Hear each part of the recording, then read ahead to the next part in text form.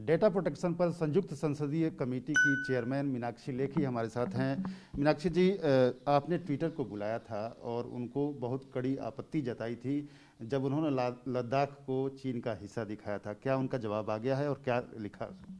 जी, आपने सही बताया कि जब हम डाटा प्रोटेक्शन की बात कर रहे थे उसी से संबंधित प्रश्नों के जवाब में उनको बुलाया गया था और उसी समय ये चीज़ हो गई थी कि जो लद्दाख का हिस्सा है वो चीन दिखाई दे रहा था। तो संज्ञान में लेकर कमेटी ने ये प्रश्न पूछा था ट्विटर से और ट्विटर ने उस टाइम भी माफ़ी मांगी थी, मगर ट्विटर से कहा गया था कि सब प्रश्नों का जवाब जो है वो आपके एफिडेविट की फॉर्म में आना चाहिए।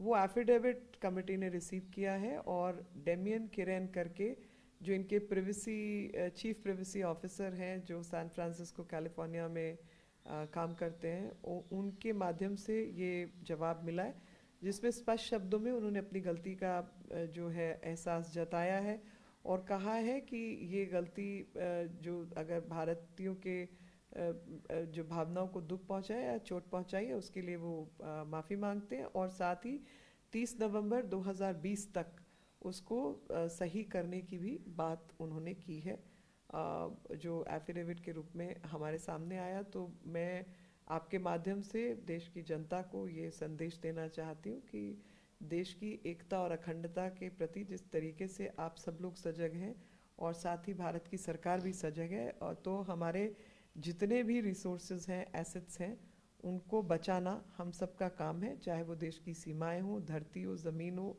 आकाश हो और या हमारा डाटा हो। हम सबको रक्षा सुरक्षा प्रदान करेंगे और देश की एकता अखंडता के साथ खिलवाड़ नहीं होने देंगे। भले ही कुछ एक लोग गुपकर अलायंस जैसे कुछ अन्यथा मंशा रखते हों, लेकिन उनकी मंशा कभी पूर्ण नहीं होगी क्योंकि देश की जनता और सरकार कभी भी ऐसी बातों की इजाज़त नहीं देती और पूरे विश्व भर में, देश भर में इनका मजाक बन रहा है। इस तरह की घटना की पुनरावृत्ति न हो, ऐसा एक मैसेज होना चाहिए और इस तरह का कानून भी होना चाहिए। क्या लगता है कि देश में जो कानून है वो मुकम्मल है कि इसको रोक पाए? देश में कानून तो मुकम्मल है, उसका थोड़ा लंबा प्रोसेस के माध्यम से इस्तेमाल है, लेकिन डाटा प्रोटेक्शन की जब बात आती है, डिजिटाइजेशन की बात आती है, तो उसको लेकर देश में कोई मुकम्मल कानून नहीं है। और बड़ी अर्थव्यवस्थाओं में से भारत एक अर्थव्यवस्था है जहाँ पे ऐसा कानून नहीं है।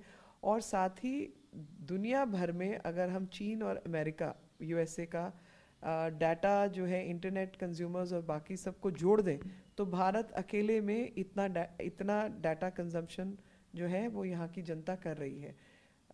और बावजूद उसके कि अभी बहुत सारे दूर दराज के इलाकों में जहाँ बिजली अब पहुँची है वहाँ इंटरनेट की फैसिलिटी ना होना स्वाभाविक है, तो वहाँ इंटरनेट नहीं है। तो अभी एक बहुत बड़ा वर्ग है जो इंटरनेट से वंचित है।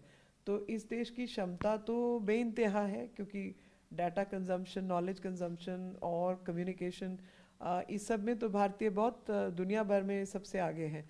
और जब दुनिया भर में सबसे आगे है तो जिसको भी यहाँ पर काम धंधा करना है तो देश की जो नीति है, जो कानून है, उसका पालन करना होगा क्योंकि लोकतंत्र कानून व्यवस्था से चलता है और जब देश का नियम कानून का आप उल्लंघन करेंगे तो आप वहाँ पर व्यवसाय नहीं कर सकते, ये बिल्कुल स्पष्ट है।